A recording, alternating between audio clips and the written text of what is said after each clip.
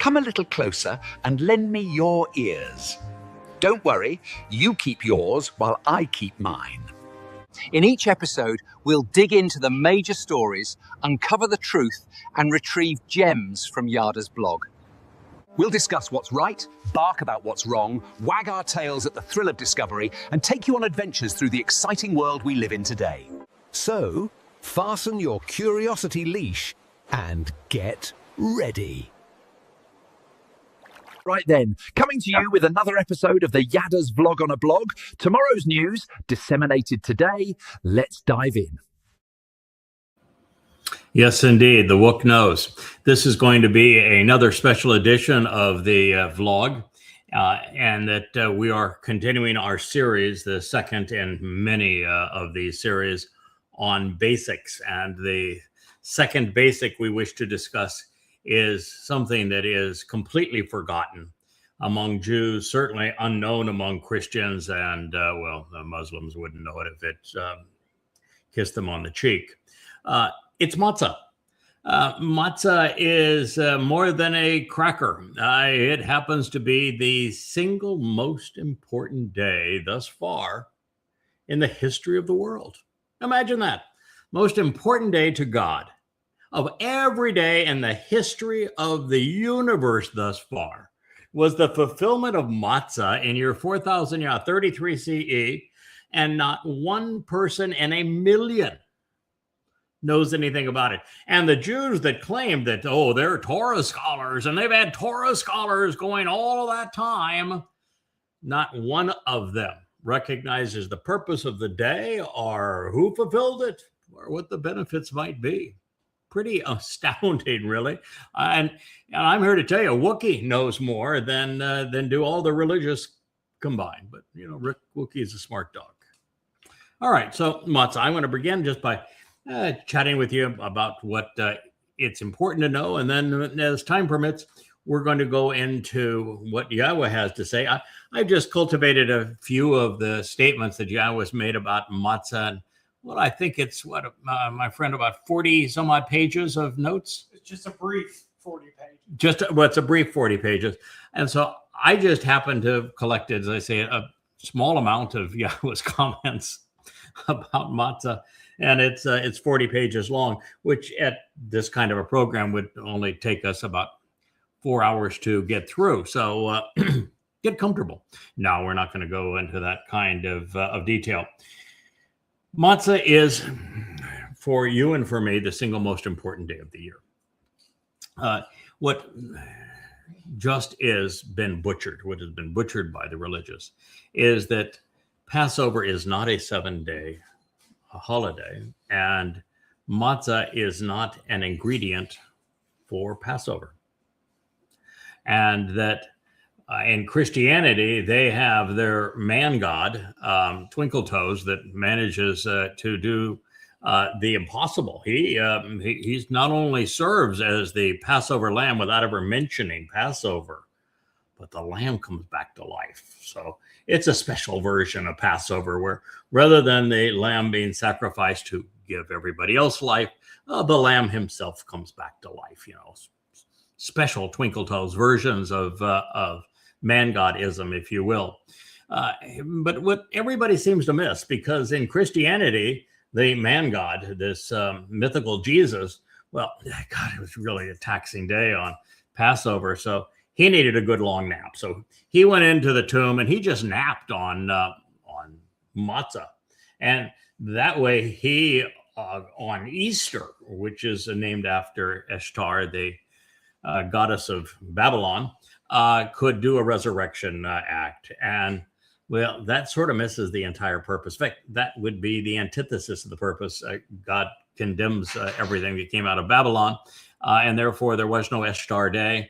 And of course, the Passover lamb, the body of the Passover lamb, to be Torah observant, to have fulfilled the Torah's purpose, that has to be incinerated the night of Passover, so it can't come back to life.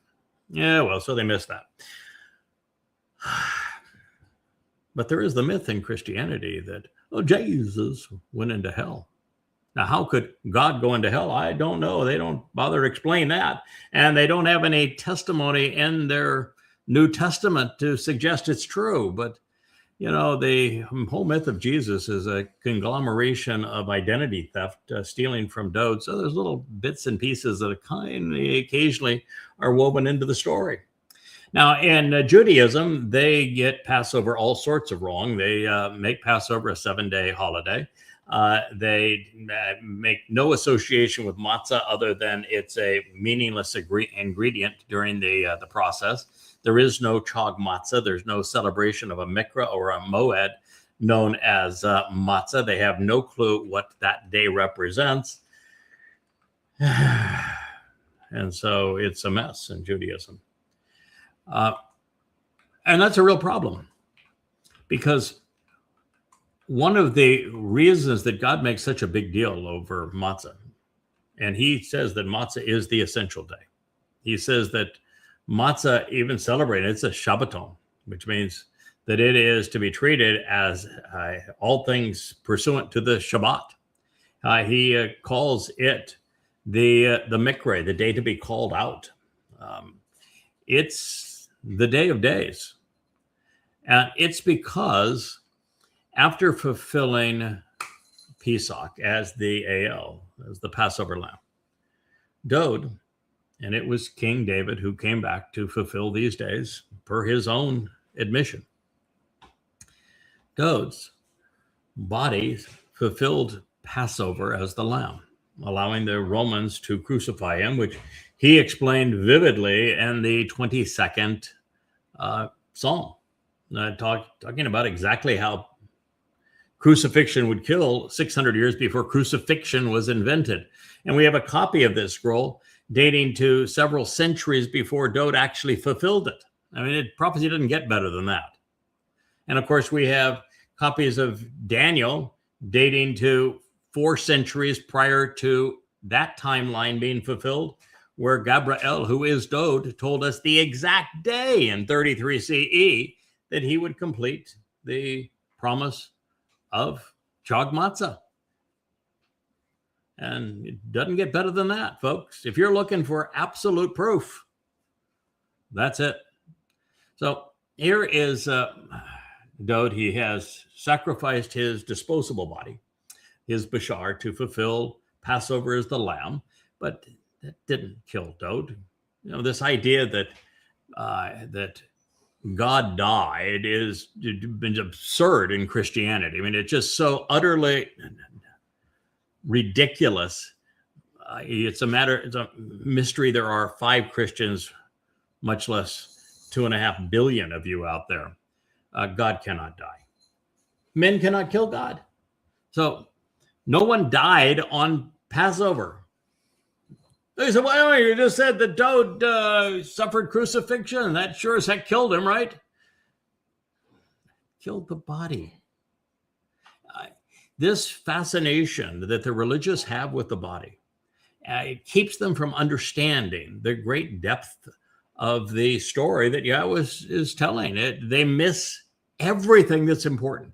You know, they're unable to see how God can redeploy the souls that he trusts multiple times because they get caught up in their underwear over a body dying and a body being born. Bodies are so meaningless, worthless. They're a liability. It's the soul that matters. Dowd's soul did not die when he fulfilled Passover. His soul lived on.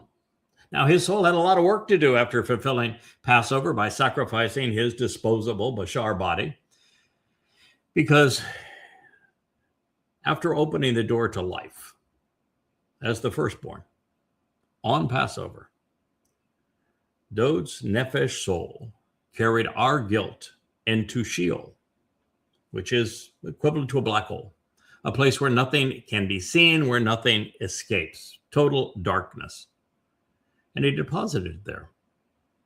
And protected by the Ruach of Yahowah, he was unharmed for the experience and the Ruach enveloping his soul, which the Ruach was positioned and affirmed by Yahweh to do for Dowd's entire existence, which, well, has already been just shy of 6,000 years. The Ruach protected him there, and the Ruach removed him from Sheol at the end of Matzah, so that he, as the Bakor of Yahweh, Yahweh's firstborn, could usher in the promises of Bakurim, firstborn children. So on Matzah, it's the day that is the most important, because eternal life isn't that big a deal. In fact, for most people, eternal life is counterproductive. Did you know that?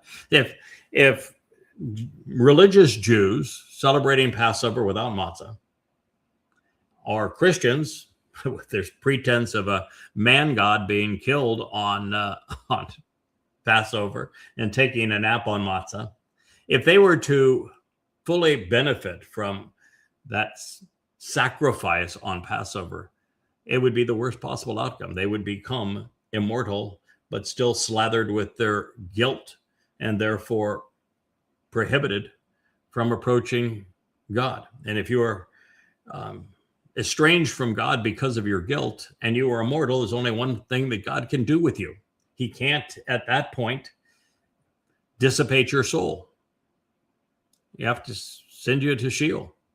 And so you will go to Sheol, the very place that you denied Dowd going with his nephesh soul, because you denied matzah and you celebrated Passover. That's why God says, don't celebrate Passover unless you're in the covenant, unless you have the sign of the covenant, which is circumcision, which the New Testament hates, because Paul decided that his audience didn't like it. His audience, comprised of Greeks and Romans, didn't like circumcision. So to be popular among the Greeks and Romans, Paul decided to speak out against the sign of the covenant, and he replaced circumcision. Now, of course, couldn't replace it without contradicting God, which is a really bad idea.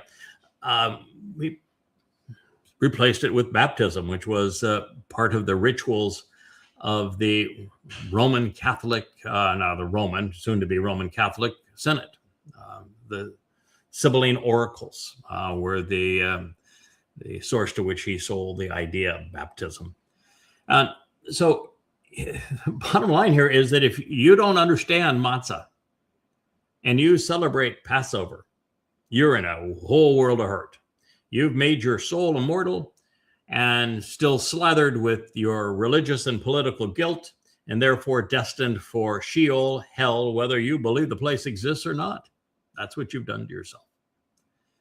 Now, the solution is something that I was the first to discover. It's written all the way through the text, and it should have been obvious, but no one heretofore understood it. You see, what Dowd volunteered to do is accept the guilt of every covenant member. And once his soul was burdened with it, he took it into Sheol. He went into hell for a heavenly cause. And once deposited in Sheol, guess what happens? Because nothing escapes Sheol, the guilt that we would otherwise have incurred is gone. And it's not just gone, it's destroyed, it's invisible, it's not even retrievable, never to be seen again. And if all of our guilt is taken from us, how do we look? That would be innocent, wouldn't it? And so there's no judgment. You don't even need to be saved, because their guilt is gone. It's a stroke of genius by Yahweh to have conceived this, that he opens the doorway to life into his home by his son fulfilling Pesach. And then he has his beloved son with his nephesh soul carry our guilt into Sheol to deposit it there, never to be seen again. All we have to do is stop being religious and capitalize on what Dowd has done and what Yahweh enabled through him. And there we are. We are immortal, and we are not guilty, and therefore we can be ourselves completely open and exposed in front of Yahweh. Brilliant. That means You can do what you need to do. You can be engaged in this process of sharing what you know about God, and you're not worried about every little slip up because it's irrelevant. God can't even see them. They're all gone. They're just perfect. And from God's point of view, and perfect only in the sense of all of your guilt is completely gone. So that is the purpose of Pesach and Matzah, and what Matzah represents in the order of things, and how Dowd enabled it in 33 CE. And yet, nobody. And prior to me recognizing it, understanding the motivation for it, explaining the process for it, and then proving it, and the 35 books that I have written and through these programs, no one knew that it was Dowd, the very Son of God, his Messiah, our Savior, the former and returning King, God's chosen one, the one God says through whom he enabled and cut the covenant, is Dowd. And that he, through Daniel, foretold the exact day in 33 CE, 4,000 Yah, that he himself would fulfill Chag Matzah, and he did. And it's all there. And then you read Psalms like 22 and 99. You read Isaiah 9 and 53. Any place you turn to the first 30 Mizmor, particularly the 89th, and they all say the same thing. Dowd is the one. He did these things. Now that means that Jesus Christ is nothing but a goddamn lie. Yeah. Rather than being your God, rather than being your Lord, rather than being your King, rather than being your Savior, he's a satanic deception. He's worse than just mildly counterproductive. Is the most egregious counterfeit ever conceived. Because that lie, this bit of replacement foolology, was placed right on top of the truth. And in so doing, billions were led astray and millions of Jews have been harassed. Yeah, the Jews were even harassed by Christians for killing their mythical God. I mean, how stupid can a religion be? So, this is Matzah. If you're looking to celebrate it, first of all, make certain that you are circumcised. You can't celebrate Pesach, and Pesach is the first day of Matzah. Second of all, make sure that you know who Dowd is, who Yahowah is, and what the purpose of this day actually is. And then you should know that it's the day following Pesach, which is the evening of the beginning, actually, of the 14th day of the month, which is the sunset on the 13th from our calendar. And that timing would be for Pesach. Matzah is simply the next day. And so Matzah at sunset this year, it'll be a Saturday evening at sunset. We'll celebrate Matzah. There is no designated meal, although God does bring up his three animals that are symbolic of the men who make the sacrifices to make the Mowedym beneficial for us. He mentions, of course, the lamb, which he will often call a ram, the bull, and the goat. But we always stay with a high propensity to barbecue various cuts of lamb throughout the process. Like we'll do lamb chops on Passover, so that what we don't eat, or rack of lamb we don't eat, we can incinerate and show that we respect that part of the process, which of course is direct repudiation of Christianity, where they want the lamb to be in a grave so it can have bodily resurrection when Yahweh says incinerate it. So we'll do that. And then on matzah, there is no instruction that whatever you don't, as a family, finish eating on matzah, you can have leftovers throughout the rest of the week. The only instruction is no yeast and continue to eat un-yeasted bread. Now, in this regard, matzah is un-yeasted bread. It's not unleavened bread. While yeast is a leavening agent, we're not talking about baking powder here. It's talking about yeast. Yeast is a natural fungus. And as a fungus, it permeates many things. It's what causes the alcohol in beer and wine. And it causes the bread to puff up. Yeast is, chametz is the Hebrew word. It means to embitter. And from God's point of view, religious and political guilt makes us bitter from Yahweh's perspective.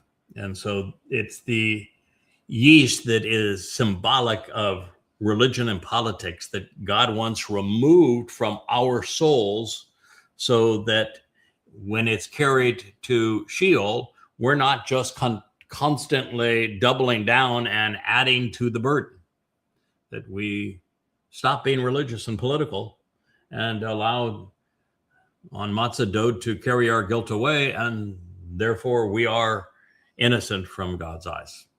That is the purpose of this day. Now, with that in mind, I'd like to share some thoughts about what God had to say about matzah, because some things will surprise you. The first of those is that Jews are wont to believe that that they were freed from Mitzrayim, Egypt, and the political and religious tyrants of Egypt on Passover, but that's not true. On Passover, they had a lovely meal, and they stayed in Mitzrayim in their homes by God's instruction that night.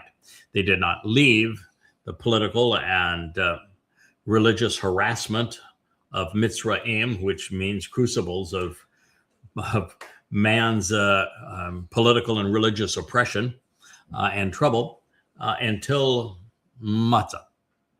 So Matzah is the day that celebrates our freedom, but freedom from what? And the answer to that is freedom from religion and politics. You see, the first requirement to participate in the covenant is to walk away from Babel, from this intermixing and confusing commingling of truth and lies that is the very essence of politics and religion. And so it's on matzah that we are disassociated from those things. We walked away from those things. And it's the middle of the 3 days, while matzah, Chag Matzah, is a 7-day celebration, the first 3 days. And Yahweh constantly reminds us this. When we're talking about Mitzrayim, he's speaking through Moshe and saying, you know, let my people go. They're going to celebrate a 3-day feast with me. Pesach, Matzah, Bakodim, first 3 days of Chag Matzah. And on Bakodim, we are, as I have shared, we become the firstborn children of the covenant, following Dowd's example, who is Yahweh's Bakor, firstborn. So let's read a little bit about what God had to say. He said, and this begins from called out. It's from Korah. It's been corrupted to Leviticus 23:1. And Yahweh spoke these words to Moshe in order to promise and say. That's a pretty good start. And that's something that, again, you will not find ever mentioned, not in Christianity. Christianity never once says, and Yahweh spoke these words. Never once. Guess why?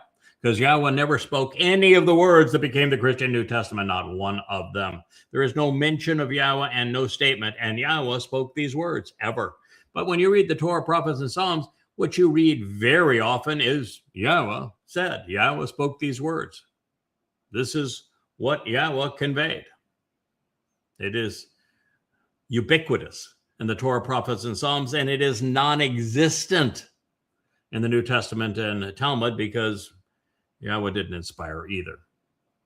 So Yahweh, which is transliterated based upon the title Eloah, God, as directed by his Towrah, instructions and teaching, and his Haya, existence. Those words all tell us exactly how to pronounce God's name. Spoke these words to Moshe, which is a name that means to call out, in order to promise and say, under the auspices of free will, convey the word, Dabar, choose to share this empowering message of God on behalf of the children of Yisrael. Oh, you say, well, those are for those Israelis. I'm not Israeli, so it doesn't pertain to me. Good. See you later. Goodbye. You can't be covenant if you're estranged from Israel. So goodbye. No, it doesn't apply to you. I get it. Go away. Stop listening. Has no value to you. Doesn't pertain to you. God doesn't pertain to you. Heaven doesn't pertain to you. The covenant doesn't pertain to you. It's make the most of this life because that's all you're going to get. And oh, by the way, don't be religious because, well, then you'll get eternal life, but not in a very happy place. So Yisrael means those who engage and endure with God. If you're not among them, no sweat. This message does not apply for you.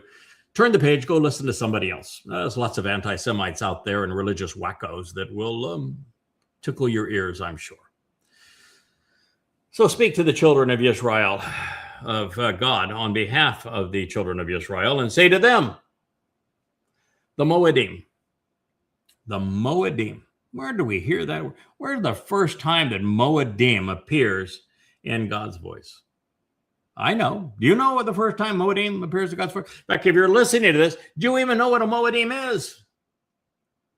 Do you know what ed is in Hebrew, or an M ending in Hebrew, or a ma preface in Hebrew? How about if I just break it down and I'll share with you the component parts, then I'll tell you where you can find it. Ma is an interrogatory. It means to ponder the implications of something. Ed is a restoring witness to the eternal testimony. And M is plural, in that there are more than one of them.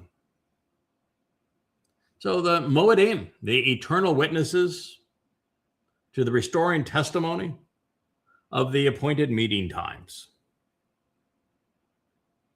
These are not only the scheduled meetings and appointments to gather together and be with God, whose name is Yahweh, and to be on the path that God has provided for us to go from the world of men to his world, his realm, to go from 3 dimensions to 7 dimensions, to walk from the darkness into the light, to bypass death on the way to eternal living. But they also represent 7 annual events each year. And there are 3 people who participate in fulfilling them. Principally 2, but there is a very noble assist from a 3rd. The first 3, the spring Mowedym, were all fulfilled by Dowd in 33 CE, the very Son of God. Basics Matsah and Bikurim. The next 2 are also harvests following Bikurim, which is a harvest of firstborn children. It's also a barley harvest. But Shabuah, it's a harvest of mature wheat. And wheat's plural. There'll be goyim and there will be Yehudim. 2 loaves of bread symbolizing them, but it's mature, standing grain. And so the next harvest is Shabuah. Following Shabuah is Towrah. And following Towrah, we have Kippurim and Sukkah. And it is one of the 2 more highly known, should be known, individuals who fulfills both Shabuah and Towrah, and will be there with Dowd when he returns with Yahweh on Kippurim. And it is the 3 of them, if you will, being in the sense of Yahweh, Dowd, and who will be there to guide the mortal remnant as they enter the garden during Sukkah. So the Mowedym are essential to us. The first time that Mowedym is mentioned by Yahowah happens to be in the first chapter of the first book of the Torah. So he doesn't mess around when it comes to Mowedym. It's really essential. And what he says is there will be two fellas, a greater and lesser luminary. And he says that both luminaries are great from his point of view. One's a little younger than the other. But a greater and lesser luminary who will serve as signs as they volunteer to fulfill the Mowedym. They're restoring witnesses to the eternal testimony.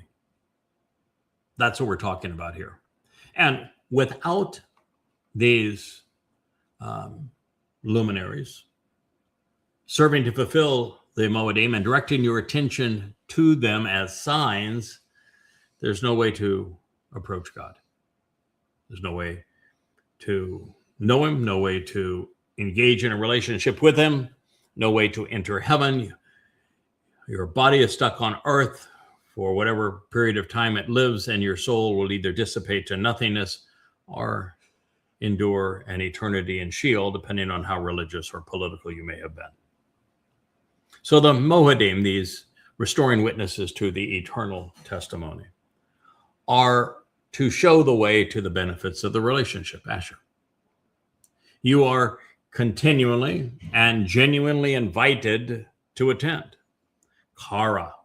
Kara is the basis of Mikra, which is the other term, title that Yahowah uses to describe these 7 annual meetings. He will call them Moed, which are the restoring witnesses to the eternal testimony regarding the set appointments, and the Mikra, which are invitations to be called out and meet with God. Kara is the verbal root. So you are continually and genuinely invited to attend. The continually and genuinely happen to be from the call and the imperfect, as they shape the meaning of the verb. To attend them as set apart, mikre. Remember I told you that kara is the verbal root of mikra, and mikre is the plural of mikra. You know, God is trying to underscore that point. He said, kara, mikre. And the only difference between kara and mikra, the single version of the term, is it is prefaced by a my. And my in Hebrew is the other form of interrogatory. Interrogatory means to ask questions that cause you to contemplate the meaning of something. So it's ponder the implications of being invited to be called out and meet with God. That's what mikre means. Is there a mikre in Christianity? No. How about a mikre in Judaism? No. Is there a Mowedym in Christianity or Judaism? Nope. They don't use those terms, do they? Because they don't celebrate them. They don't benefit from them. And if you're not celebrating them, you're not benefiting from them, well, your soul has a 0% chance of salvation. None. These are, God, here's the bringing right back the same term. He wants you to know that the mikre, these are Mowedym, ani. Oh, those idiots out there, particularly the Twistians that say, oh, the feasts, they're Jewish feasts. Go to hell. They're not Jewish feasts. What does God say here? These are ani Mowedym. These are my restoring witnesses to the eternal meetings, which is why God began the first chapter of the first book of the Torah, telling you about the greater and lesser luminaries serving as volunteers to fulfill and signs to direct your attention to the Mowedym. The Mowedym are Yahowah's. If you don't want to answer the invitation to Pesach, Matzah, Bakurim, Shabuah, Towrah, Kapurim, and Sukkah, that's your call. But understand, you are turning God down. He invited you to meet with him, and you're saying, nah, I'd rather be religious. I want to hang here with my pretend man god, Jesus, or Bar Kokhba, or hang around Maimonides, the Rambam, or Rabbi Akiba, the nitwit, that was so stupid that he caused the diaspora and caused the land to be renamed Palestia. No, God's not kidding around here. These are not Jewish holidays. I know that the Jews, they'll claim, oh yeah, they're the Jewish holidays. No, they're not. First of all, the Jews don't celebrate Matzah or Bikurim, and they celebrate Pesach all wrong. They don't celebrate Shavuot. They have renamed Towrah as the Babylonian head of the year in Rosh Hashanah. They've turned Yom Kippurim, which is the day of reconciliations, into a day of afflictions and of abusing themselves, well, abusing chickens too. And Sukkah is a day for them to build huts, little huts that they hang around in the afternoon, midday doing nothing. Not a day of huts. Sukkah is a day that a mortal remnant of Yisrael will be re-invited or be invited to return to the garden for 1,000 years so they can demonstrate that they're worth God allowing them to leave this planet, empowering them, enriching them, enabling them. So these are the Mowedym. They have virtually none of them are celebrated. There's only two actually that are, or three that are acknowledged of the seven. There's three of them that are acknowledged by Jews. They miss the single most important in Matzah because it removes religion. They ignore Bikurim entirely because, well, it's been stolen by those Twistians. They ignore Shavuot because it was claimed by Twistians as Pentecost and the birth of their church, and some of the most stupid analysis you'd ever see, justifications. They've corrupted Towrah to the Babylonian Rosh Hashanah. They will at least acknowledge a Yom Kippur, even though it's plural, it's Kippurim. But when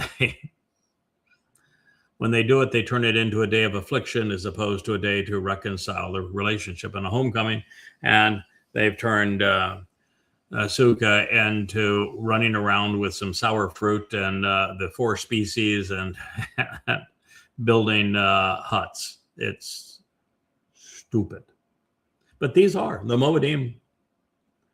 These are the Mowedym of Yahowah. They are Yahowah's, my witnesses to the appointed meeting times.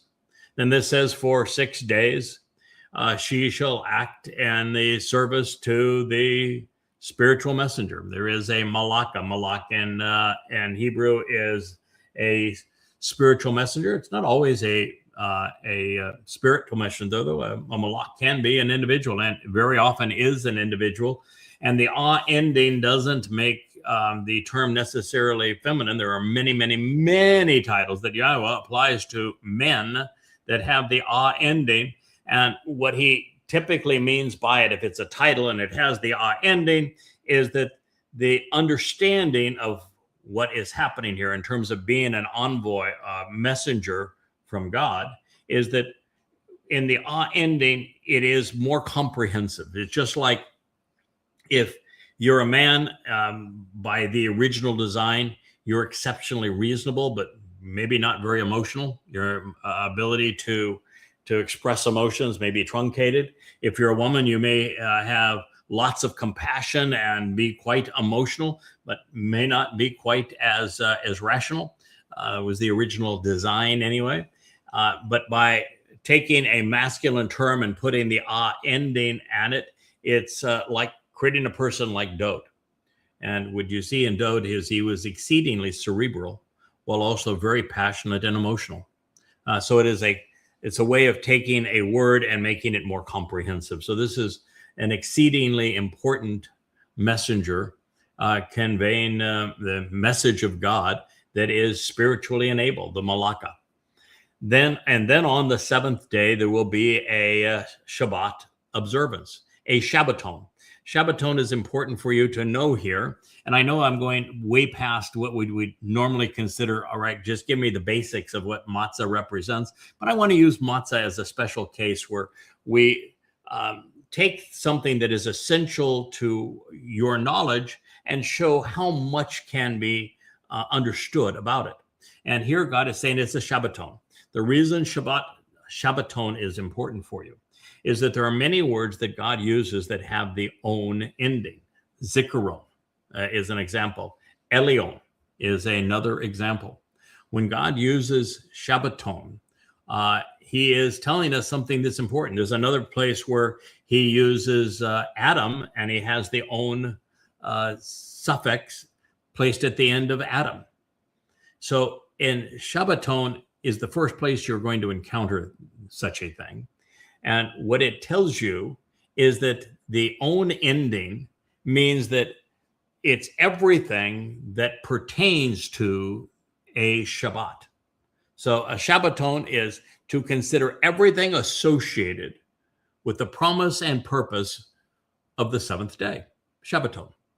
Elion, which El meaning almighty, the Y being the very hand and influence, and On mean all things pertaining to, would be all things pertaining to the hand and influence of God. Dowd is called Elion.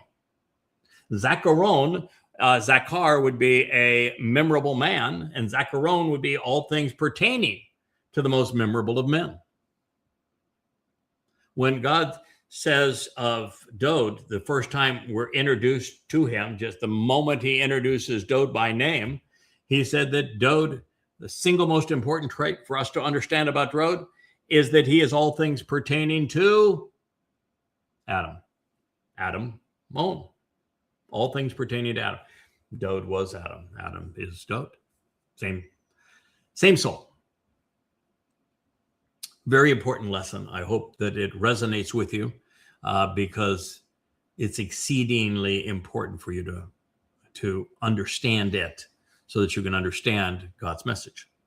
So it's a Shabbat observance, a Shabbaton, to consider everything associated with the promise and purpose of the seventh day, of a set-apart nature, Kodesh. So he's talking about matzah, and he's this celebration of Chag Matzah, and it's set apart. It's Kodesh, which means it's not religious, it's not political. It is set apart unto God. He is saying that it's not only a Mowedym, a restoring witness to the eternal testimony, but that it's his. He's saying that twice he said that it's a Mowedym, which is a restoring witness to the eternal testimony.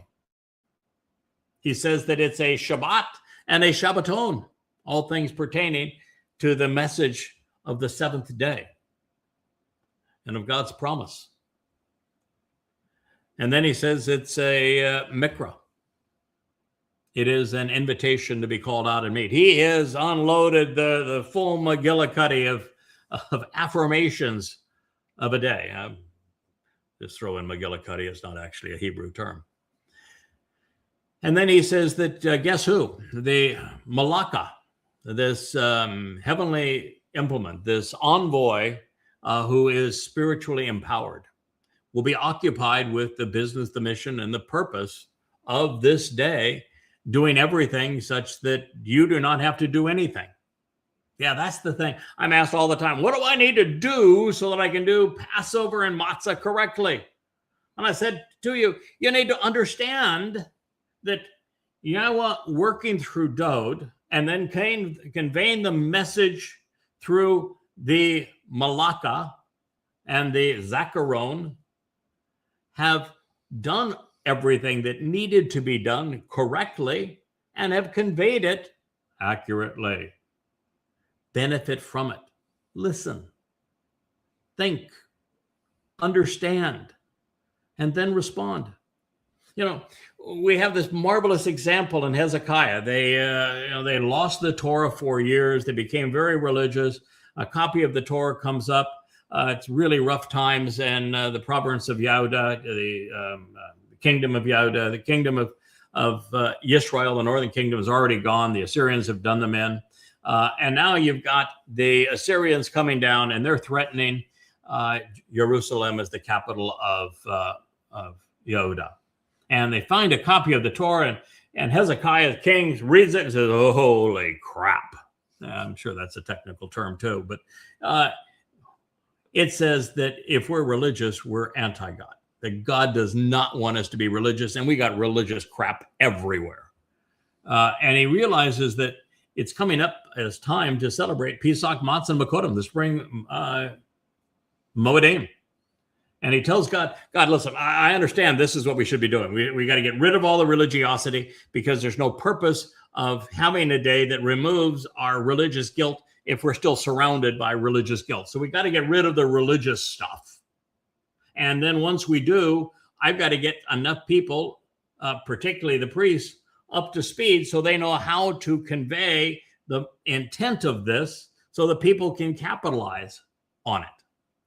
I can't do that in the time remaining. Can I have a 2-week extension?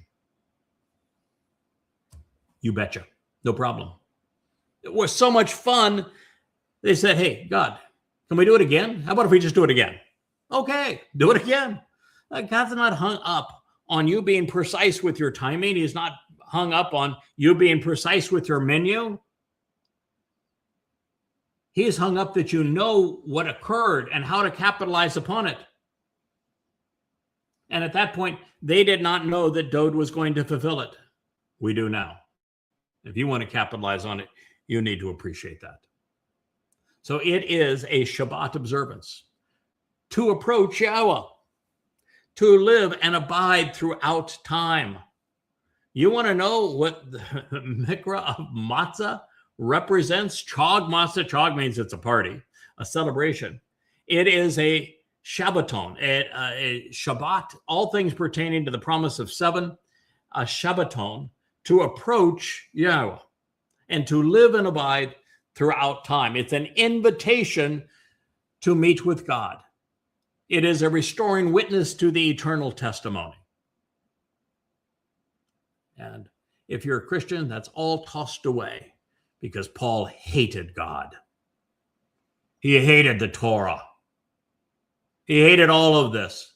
And because of his repulsive, demon-controlled life, he has fooled billions of people into turning their nose at what God established, making it Jewish holidays, to be despised, to be demeaned among Christians, with Jews being demonized by them. And with God's own people, they've been worse. Worse. There isn't a single one of the Mowedym that they celebrate in a way that will do them any good. And most of them they completely ignore. So they either twist them to the point that they have no purpose, or they ignore them. And therefore, there is no way to approach Yahowah. That's not a problem for Judaism because they've erased his name and they don't like him anyway. He doesn't like them, so no problem. But if you want to live and abide throughout time, it is the only way. If you do not capitalize on Chag Matzah, Pesach, Matzah, and Mowedym, with Pesach opening the doorway to life, Matzah removing your guilt, Mowedym being your adoption papers into the covenant where you're enriched and empowered, then you are going to have your soul dissipated the moment you die. No reward, no punishment, but no eternal life. The only way to it, well, according to God, I guess he should know, is through Chag Matzah, Pesach, Matzah, and Mowedym. That's Korah called out, Leviticus 23:3. Then he says, these godly, eternal witnesses to the appointed meetings. Moed of Yahowah. Not of the Lord, not of Hashem, not of those Jews, not of Israel, of Yahowah.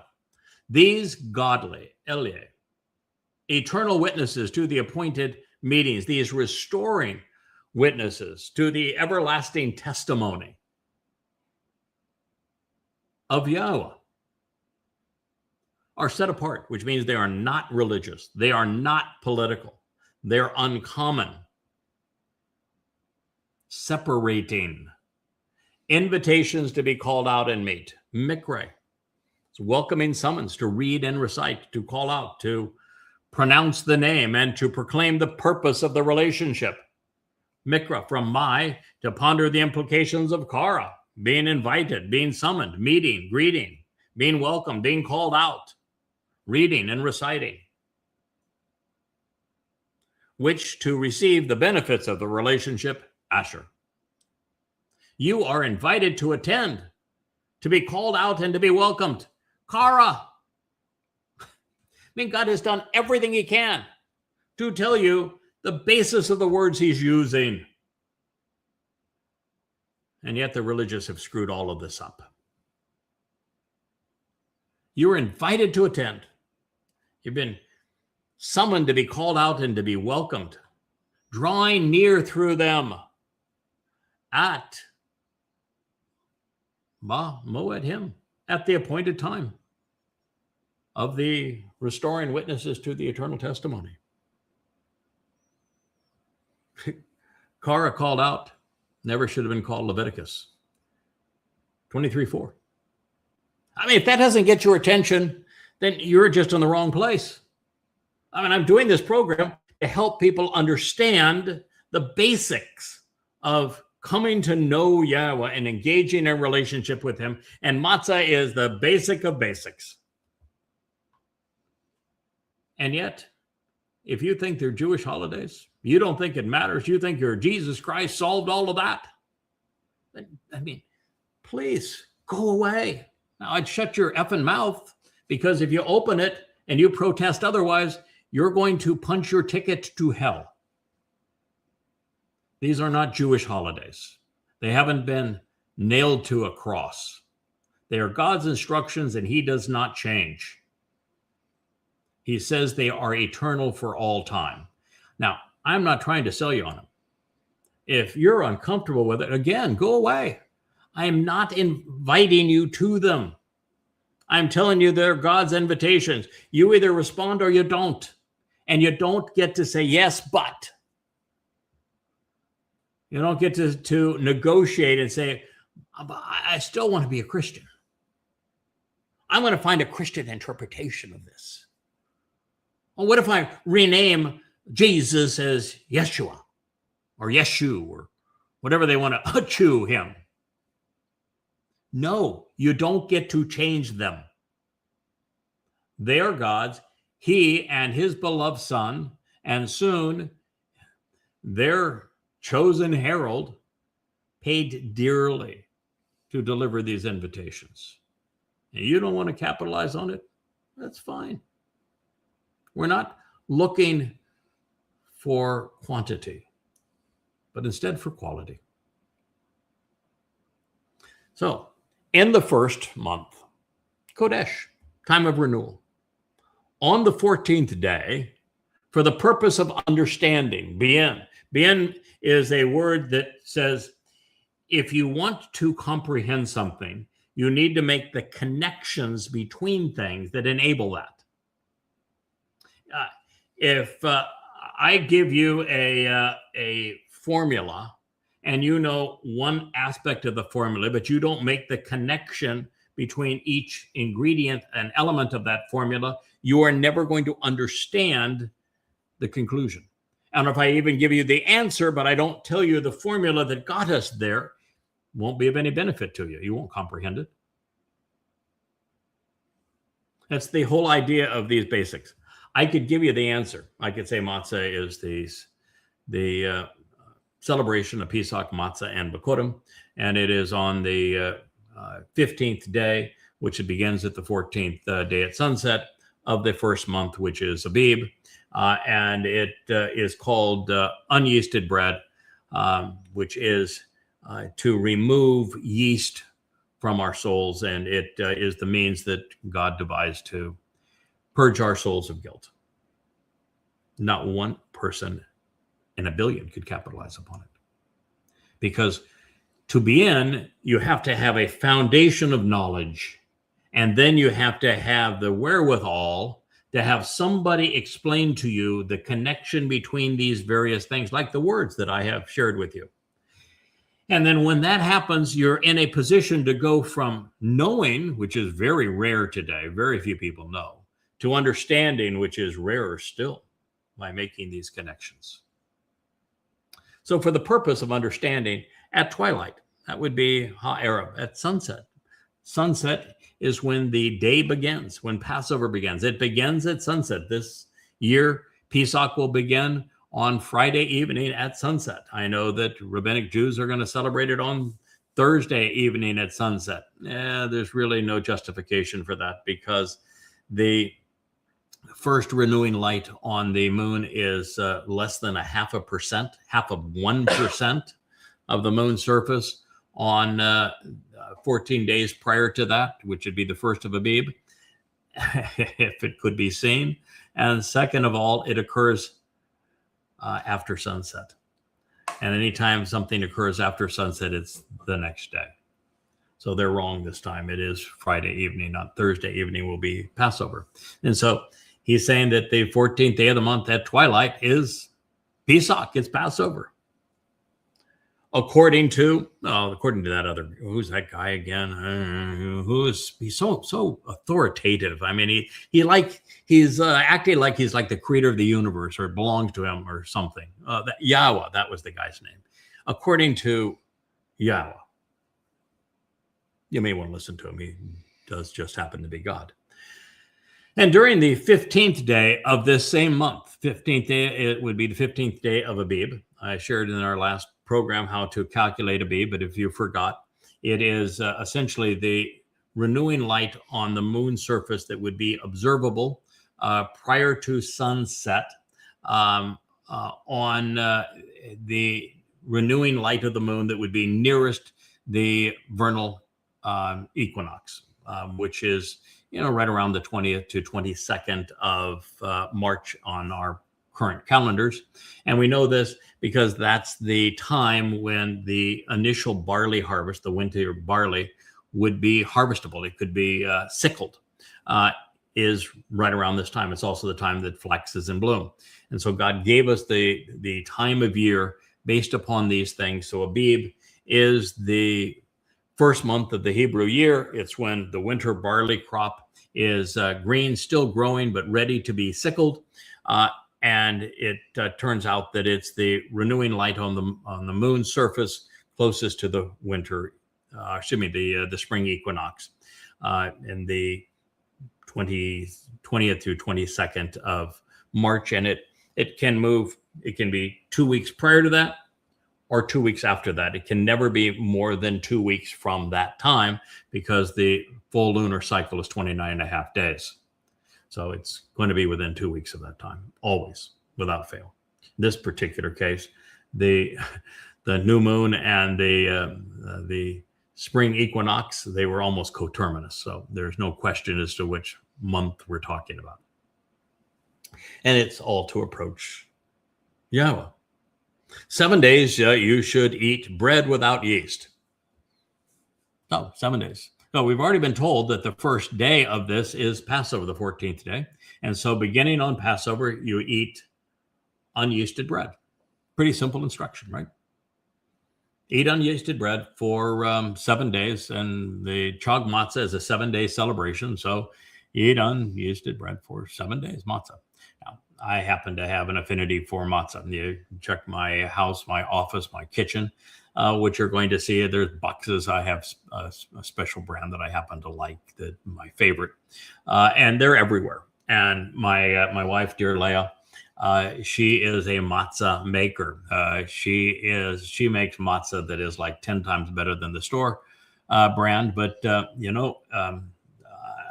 she's not making it every night of every year. So I have my own as well. And if you were to go into our kitchen, probably at any time, 90% of the time when you're in our kitchen, what you're going to see is that we have a little glass bowl of very special olive oil that is mixed with our favorite mix of bitter herbs.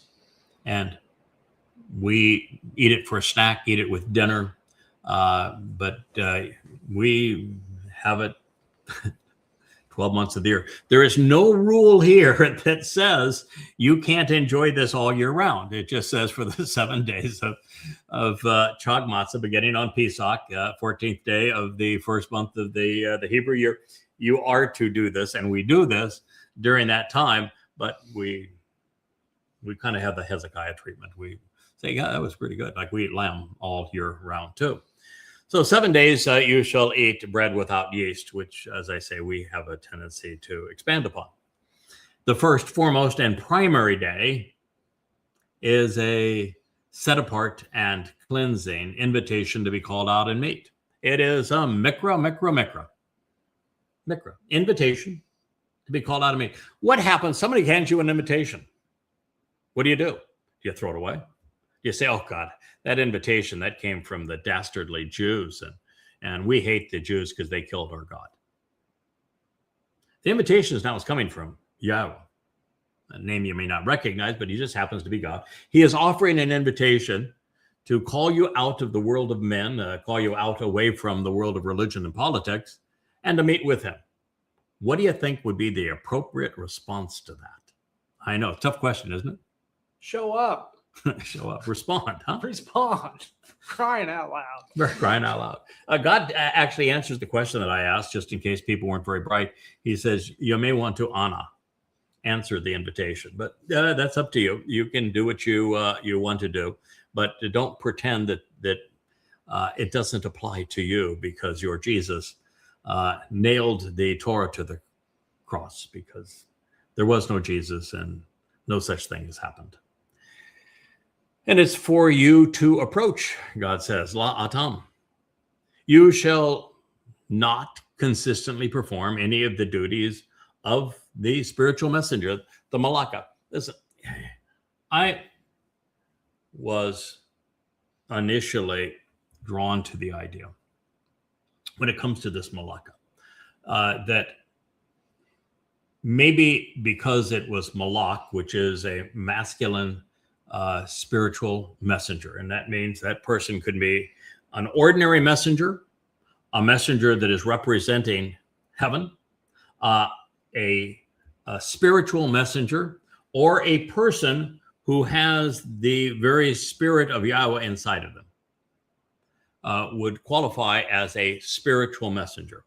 And I was first, when I saw this word, and it was always rendered as work, and in most translations, but the verb "you should not work" would be lo asha. Asha means to do, so lo asha would mean you should not work. And if you're looking for a good Hebrew word for work, it would be obadah, which was the one that I shared here earlier. The duties, that would be the effort, the labor, the expenditure of energy. Obadah is the Hebrew word for work. Malak, and with the feminine ending, malaka, is not a Hebrew word for work. It's the Hebrew word for messenger, and there is no arguing that point. That is a fact. What the only issue is the ending, because the Ruach of Yahowah is feminine, and that Ruach of Yahowah was in Dowd. The Ruach of Yahowah is in the Choder. Is it because of that? Or is it because of what we have seen in so many Hebrew words that are titles that are ascribed to God's most responsible men, that the ending makes that title more comprehensive, that this is a very full expression of who that spiritual messenger would be. And in this case, as it relates to this spiritual message that is being delivered, both of the two men that God deliberately says, my spirit is in them. My spirit is guiding them and protecting them and inspiring them, that they are the two individuals that are the most engaged in doing the work of fulfilling these mikre, these Mowedym, because Dowd fulfilled the first three, Pesach, Matzah, and Bikurim. I fulfilled Shabuah and Towrah. And, Shabuah is fine in cultivating the harvest. Towrah begins with the gleaning. Great. But the next part of Towrah is the sacrifice of the Adam Parah, where I'm butchered, just like Dowd was on Pesach. And so We're all in. We are major contributors to this story. And depending on which one you are observing, Pesach Matzah B'Kodem, the spiritual messenger is Dowd. If you're observing Shabbat and Towrah, it's me. If it's me telling you it's me, if that bothers you, then fine. I don't really care. Listen, I made a commitment with Yahowah that I would go where his words lead. He speaks of what I'm doing on your behalf upwards of 1,000 times. I'm not going to ignore it. I'm not going to run from that responsibility. God has a very difficult time finding anyone who will have the stick-to-itiveness to listen to him over a long period of time, thoughtfully contemplate what he has said, respond appropriately, and then see it through. Do what needs to be done until the job is finished. As a matter of fact, if you go all the way through human history, you're going to find a grand total of 2 people that meet that criterion. And one of those 2 gave up and had to be inspired by the other one to finish the job. So if you want to give me flack over that, great. Bring it on. See if I care. I can tell you what I know. I can tell you how to meet God. I can bring you right to his presence. And if you pass on all of this, but you're still qualified to be among that mortal remnant 7 years from now, I can purge you of your guilt so that you can move on into the millennial celebration of Sukkah and re-enter the garden and prove yourself then. It's your call. I'm not here to sell you on anything. You can listen, you can capitalize, or you can go away. Again, we are not recruiting. I'm explaining. What you do with the information is up to you. But I would be careful. Because if you want to challenge what I'm telling you and you want to speak against it, there's a consequence for that. You should not consistently perform. You should not do any of the duties of the spiritual messenger. Now, you can look at that spiritual messenger as Dowd, who has already fulfilled Pesach Matzah B'Kodem, or you can look at that messenger as the one who's speaking to you now and explaining to you what these days represent and how to capitalize on them. But when God goes and does things, he picks a person. He doesn't pick a team. He can have a team of people supporting that person, which he does in this case, and even did for Moshe. And he did often for Dowd. But he's all in with one person, one at a time. So you can look at this either way you'd like. He goes on to say, now approach and come near to be present with, approach, draw close, karab, the manifestation of God's fiery light, Isha, to be near Yahowah for 7 days. I'm going to end this program by explaining this, and then we're going to move on, and I'm going to make this particular basic presentation of matzah at least 2. I might even go to 3, because it is the seminal day. If you understand everything that I'm sharing with you on matzah, then you're in a position to go to Yahowah, where every one of the 35 books is available free, and read them and learn and respond, and then prove yourself worthy. That's your opportunity. If you listen to everything I'm going to share with you, and God's going to tell you about matzah, then you are on a wonderful start in that direction. And if you are already covenant, then this is reinforcing things that are important for you to know and for you to share. And so we may turn this presentation of matzah into 3 programs, because God has a lot to say on it. So this says, now approach, come near, to be present with. Karab, that's all karab means. It doesn't mean offer a gift. And Isha doesn't mean burnt offering. I know that's the way they're rendered in almost every translation, but their translations are rubbish. Karab means to draw near. It means to approach, to be present, not to offer a present. It was written in the Hiffle Perfect.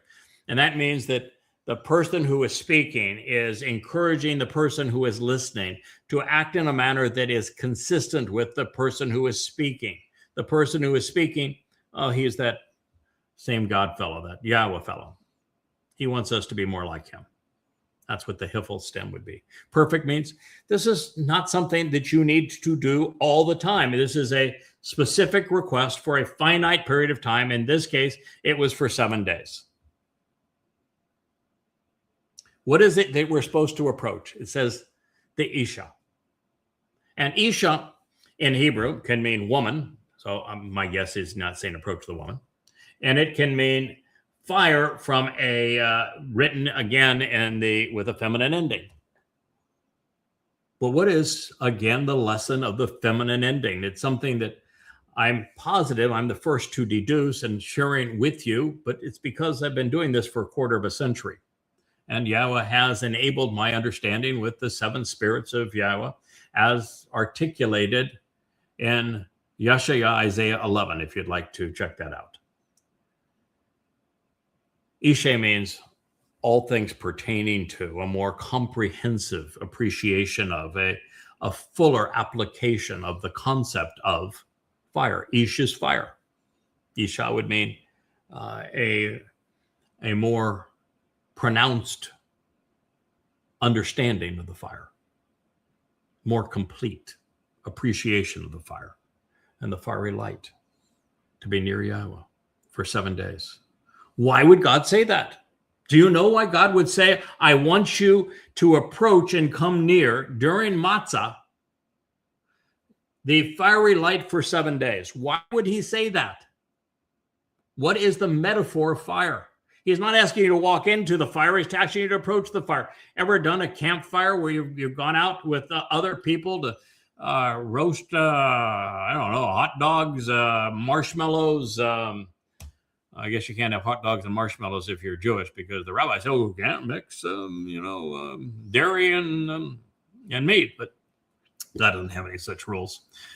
You can have a weenie roast and marshmallow roast and put them on the same stick if you want to. I don't know. That would be particularly fun, but I love campfires. I love the smell of them. I love the warmth of them. And here I know that come Friday evening, I've got my fire pit out there. I got my logs. We're gonna have fire. But for 7 days, we're gonna have fire to Yahweh, celebrate what he is asking here. Why did God say to approach me, to be near me for these 7 days, that you should approach the manifestation of the fiery light? Why? I've explained this before. It's profoundly important. What does fire do?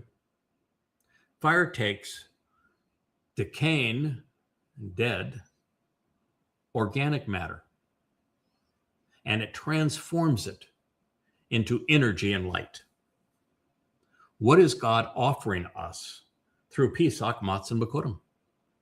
He's offering to take these physical bodies and remove them as a liability, just as the Passover lamb gave his physical body away. It didn't do any good. It's a liability.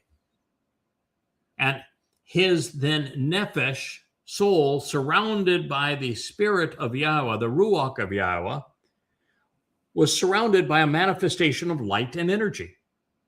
And when our bodies are gone and our souls are enveloped in light and energy, which is the symbol of all of this, by transferring and transforming us from physical beings trapped in 3 dimensions and unable to get off this planet and to live any length of time or to have any sense of real empowerment, to being souls surrounded by light and energy as opposed to limiting physical bodies. Transforming us by this evolution from decaying physical matter to empowering, enlightening, elevating, purifying light and energy. Oh, fires purify. You put water over a fire, it will remove the pathogens. You put dross over a fire, and you will end up with the separation of the value and the value of the thing that you're trying to separate in, and that which you're going to throw away. The heat of the fire and the smoke of the fire go up; they elevate. You put a fire underneath a balloon that you can float above the land, and it will take you up, and you'll float in the sky, because the warm air is lighter than the cooler air, and you're elevated. It will elevate you. If it's a dark night, that fire burns bright. It will enlighten you. And so there's so many marvelous metaphors associated with fire, but the most important is the transformation from being restricted by a 3D body and being enveloped in spiritual energy and fire and light, so that your soul can be enriched and empowered. That's what E = MC squared means. That's the only way that we become immortal. It's the only way we can get from being trapped in 3 dimensions to go into 4, which is time, 5, 6, into 7, and enter the spiritual realm, is to approach this manifestation of God's fiery light, which is the very way that he transforms us. It's the gift of Basics Matsah and Bikurim. It's where we end up at the end of Basics Matsah and Bikurim, so we can draw near Yahowah. And he is telling us to do this for 7 days. What a marvelous picture. Now, I want to tell you, that's not worth an hour of your time. I don't know what you need, what you want to hear. This comes directly from God. And he has just told you that Matzah represents the 7 most important days of your life every year. And it's the only way to extend your life and to approach Yahowah. So, I thank you for listening and look forward to presenting the Basics of Matzah Part 2 as we continue our study. Good day. Hey there, thanks for tuning in. That was Fetch. Gotta run now. Catch y'all on our next podcast.